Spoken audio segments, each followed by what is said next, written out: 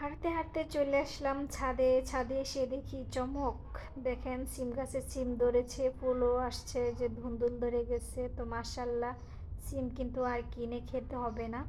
তো জামাইয়ের টাকা বাঁচিয়ে দিলাম। আর লাউ গাছ লাগানো হয়েছে, আর এই যে করলা গাছ, তো লাউয়ের আগাটা কি জানি ভেঙে দিছে, হয়তো এটা বাচ্চাদের কাছ, আর কেউর কাছ না।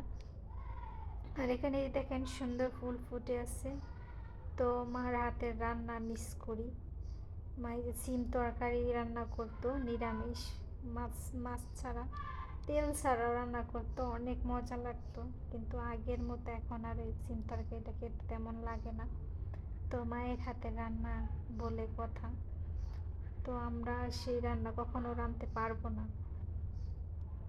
আর এখানে দুপুরবেলা রান্না করার জন্য সব আয়োজন করে নিছি। হ্যালো ইব্রান, আসসালামু আলাইকুম। সবাই কেমন আছেন? আশা করি ভালো আছেন। আলহামদুলিল্লাহ, আপনাদের দোয়ায় আমরা সবাই ভালো আছি। তো এখানে রান্না করব টমেটো, সিম, আলু, দিয়ে দিলাম ধুন্দুল, তারপর দিয়ে দিলাম পুঁই শাক কিছু। তো এখানে এই যে মশলাটা কষিয়ে নিলাম, আর এখন দিয়ে দেব সিমগুলা। সিম কি সব তরকারিটাই দিয়ে দিলাম, দিয়ে একটু নেড়ে চেড়ে ঢাকনা দিয়ে দিব। তো মামা শ্বশুরের বাসায় গিয়েছিলাম অনেক বছর আগে, তো এমন একটা তরকারি খেয়েছিলাম সবাই, তো অনেক মজা হয়েছিল, সবাই মিলে খেয়েছি। তো তেমন তরকারি আর কোনো জায়গায় খাওয়া হয় নাই, তো সবাই প্রশংসা করছিল। তো ট্রাই করলাম আজকে তেমন করেই রান্না করতে, জানি হবে না, তো কাছাকাছি হয়েছে।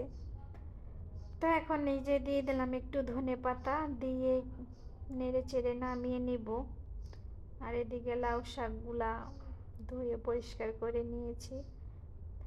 তো এই তরকারি তো আর বাচ্চারা খাবে না, তাদের জন্য আবার একটু অন্য তরকারি রান্না করতে হবে। অন্য তরকারি বলতে একটু মুরগির মাংস, হয়তো একটু গরুর মাংস রান্না করব। আর এখানে একটু লবণ দিয়ে আলু আর লাউ শাকগুলা এখন সিদ্ধ করে নিব। আর এখানে এই যে পেঁয়াজ আর রসুন থেতলিয়ে নিচ্ছি ভাজি করার জন্য। তো হয়ে গেছে আমার লাউ শাকটা, তো পানিটাও শুকায় আসছে। তো এখন দিয়ে দিব। তো এখন এই যে শুকানো হয়ে গেছে, এখন এই যে পেঁয়াজ আর এই রসুনটা দিয়ে দিলাম। তো এভাবেই আমি লাউ শাক ভাজি করি, আমার কাছে দারুণ লাগে। তো নেড়ে চেড়ে নামিয়ে নেব। সবাইকে ধন্যবাদ।